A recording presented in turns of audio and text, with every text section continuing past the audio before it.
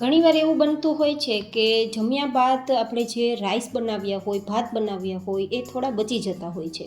તો આ ડિમ્પલ્સ ડિશીસમાં વધેલા ભાતની એકદમ યુનિક રેસીપી બનાવીશું. ખૂબ જ ટેસ્ટી, ઓછી ઝંઝટે અને 1-2 ચમચી જેટલા ઓછા તેલમાં બનશે અને ખૂબ જ બધાને પસંદ આવશે તે રીતે બનશે. તો મેં મેજરિંગ કપના માપથી 2 કપ જેટલા વધેલા ભાત લીધા છે અને આ વેરાયટી 3 થી 4 વ્યક્તિને થઈ શકે ને તેટલી બનવાની છે. તો તે રીતે મેં સામગ્રીઓનો ઉપયોગ કર્યો છે. હવે સારા ટેસ્ટ માટે 2-3 ચમચી જેટલા આદુ અને મરચાંને અધકચરા વાટેલા છે તે ઉમેરેલા છે. સાથે અડધાથી પોણા કપ જેટલી નાની સુધારેલી ડુંગળીનો ઉપયોગ કરું છું. આ વેરાયટીમાં ડુંગળીનો ટેસ્ટ ખૂબ જ સારો લાગે છે તો મેં ઉપયોગમાં લીધી છે. પણ જો તમે ડુંગળી ના ખાતા હોય તો તમારે ગાજર, કેપ્સિકમ, વટાણા તમારી પસંદની શાકભાજી ઉપયોગમાં લઈ શકો છો.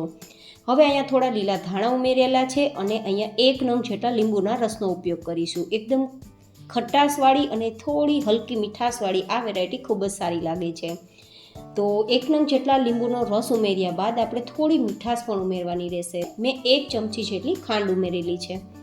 અને હવે આપણે અહીંયા બાઇન્ડિંગ માટે લોટનો ઉપયોગ કરીશું. તો 1 કપ જેટલો ચણાનો લોટ ઉમેરેલો છે. સાથે 1 કપ જેટલો હું મલ્ટીગ્રેન લોટનો ઉપયોગ કરું છું. તમારી પાસે મલ્ટીગ્રેન લોટ હોય તો તે ઉમેરજો, જેથી વેરાયટી વધારે હેલ્ધી બને. પણ જો મલ્ટીગ્રેન લોટ ઘરમાં ના હોય તો તમે રોટલી બનાવવાનો જે ઝીણો લોટ કહેવાય, જેમાંથી આપણે રોટલી બનાવીએ ને એકદમ ફાઇન લોટમાંથી, તે રોટલીનો લોટ તમે 1 કપ જેટલો ઉમેરી શકો છો. પણ અમારા ઘરમાં રેગ્યુલર અમે મલ્ટીગ્રેન લોટમાંથી જ રોટલી તૈયાર કરીએ છીએ, તો હું ઘઉંના લોટની જગ્યાએ મલ્ટીગ્રેન લોટનો ઉપયોગ કરું છું. મલ્ટીગ્રેન લોટ દરરોજ ખાવાથી તમારા શરીરમાં પણ અદ્ભુત ફાયદા થાય છે અને તમને નવી શક્તિઓ મળતી રહે છે. તો ઘરે તમારે મલ્ટીગ્રેન લોટ તૈયાર કરવો હોય તો તેની રેસીપી ઉપર આઈ બટનમાં આપી દઈશ, તમે તૈયાર કરી શકો છો અને ખૂબ જ સ્વસ્થ રહી શકો છો. હવે અહીંયા આપણે 2 ચમચી જેટલું થોડું હલકું ગરમ હોય તેવું તેલ ઉપયોગમાં લેશું, જેથી આપણે સોડાનો ઉપયોગ ના કરવો પડે. અને મસાલાની અંદર 1 થી 1.5 નાની ચમચી જેટલું આપણે નમક ઉમેરીશું. તમે ટેસ્ટ પ્રમાણે નમક ઉમેરી શકો છો. સાથે અડધી નાની ચમચી જેટલો હળદર પાવડર ઉમેરીશું. 1 થી 2 નાની ચમચી જેટલું લાલ મરચું પાવડર. જો કે આ તીખું નથી કાશ્મીરી હોવાના કારણે, માત્ર કલર સારો આપશે. 1 નાની ચમચી જેટલું ધાણા જીરું પાવડર ઉમેરશું. ચપટીથી 2 ચપટી જેટલી હિંગ ઉમેરીશું, જેથી કોઈને પેટમાં ના દુખે ભાત હોવાના કારણે. અને આપણે અહીંયા લગભગ અડધી નાની ચમચી જેટલો મરી પાવડર ઉમેરીશું, જે એકદમ ફ્લેવર સારી આપશે. અને હવે બધી સામગ્રી મિક્સ કરી દઈશું. અહીંયા પાણીના ઉપયોગ વગર આ વેરાયટી તૈયાર કરવાની છે, તો બધું જ આ રીતે મિક્સ કરીશું. તમે અહીંયા પાલક સમારીને લઈ શકો છો, મેથીની ભાજી સમારીને લઈ શકો છો. ગાઈઝ, ખૂબ જ હેલ્ધી વેરાયટી તૈયાર થાય છે. અહીંયા આપણે સોડાનો ઉપયોગ પણ નથી કર્યો, કારણ કે આપણે હેલ્ધી વેરાયટી તૈયાર કરીએ છીએ. પણ જો તમારે થોડી ઠંડી થઈ ગયા બાદ આ વેરાયટી ખાવી હોય તો ચપટીથી 2 ચપટી જેટલો તમારે ખાવાનો સોડા ઉમેરવો પડશે, કારણ કે સમય રહેતા વેરાયટી થોડી ઠંડી થશે તો ખાવામાં થોડી કડક થશે.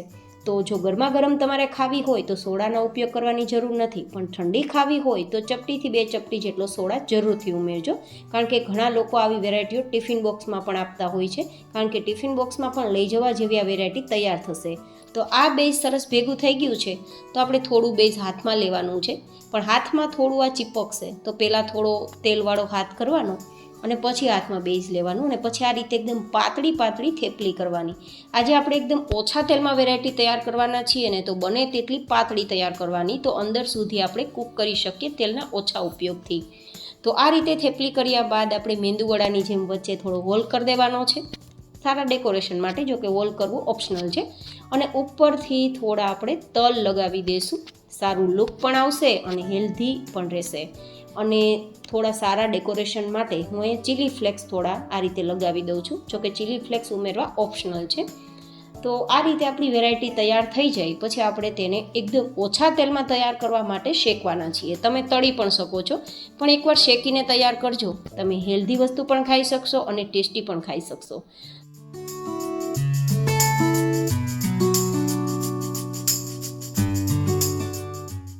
તો હું અહીંયા તવાને માત્ર એકવાર ચીકણો કરું છું ઓછા તેલમાં.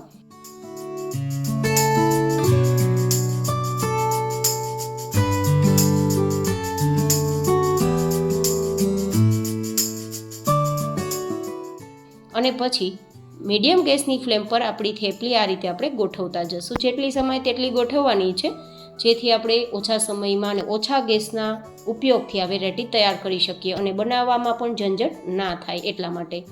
હવે એકદમ આછું કહેવાય, એકદમ લાઇટ વેટ કહેવાય તેવું તેલ લગાવી દઈશું, જેથી આપણે આ વેરાયટીને ઉથલાવીએ ને તો નીચેની તરફ પણ ચીપકે નહીં અને બીજા નંબરમાં એ થોડો ટેસ્ટ સારો લાગશે, બસ એટલા માટે. એન્ડ હા ગાઈસ, આપણે આ રીતે નાની નાની થેપલી શું કામ કરેલી છે, આરામથી તેને ઉથલાવી શકીએ, આરામથી તેને બનાવી શકીએ અને ઉથલાવવામાં તૂટે નહીં એટલા માટે આપણે નાની વેરાયટી તૈયાર કરી છે. કારણ કે આટલું મિશ્રણ લૂઝ ફોર્મમાં હતું કે મોટી વેરાયટી કરવા જશું ને તો એ ઉથલાવવામાં તૂટતું જશે. તો જેટલી નાની બને તેટલી નાની કરવાની ટ્રાય કરી છે, જેથી તમને બિના ઝંઝટ આ વેરાયટી તૈયાર કરી શકો અને તમે ખાઈ પણ શકો. હવે આપણે થોડી વાર આ રીતે આપણે બંને સાઈડ ફેરવતા જશું અને અંદર સુધી કૂક થાય, બિલકુલ કાચી ના રહે અને એકદમ થોડો લાઇટ ગોલ્ડન કલર પર આવે ત્યાં સુધી શેકી લઈશું. તો મીડિયમ ગેસની ફ્લેમ પર શેકવાથી બળશે પણ નહીં અને અંદર સુધી કૂક થશે.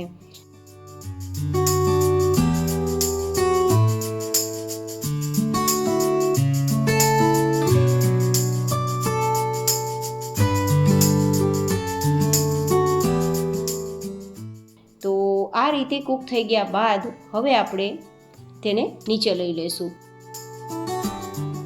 તો તૈયાર થયેલી આપણી આ વેરાયટીને ટોમેટો કેચઅપ સાથે ખાઈ શકો છો, દહીં સાથે ખાઈ શકો છો, ચા સાથે ખાઈ શકો છો, અથવા તો આપણે ઇડલી ઢોસાની જે વ્હાઇટ ચટણી કહેવાય, નારિયેળ ચટણી, તેની સાથે પણ ખાઈ શકો છો અને કોઈ પણ પ્રકારની ગ્રીન ચટણી સાથે પણ ખાઈ શકો છો.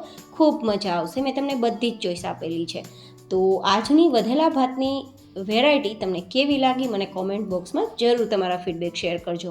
ફરી મળીશું એક નવી જ હેલ્ધી એન્ડ ઇન્ટરેસ્ટિંગ રેસીપી સાથે. ત્યાં સુધી stay healthy, stay happy, take care.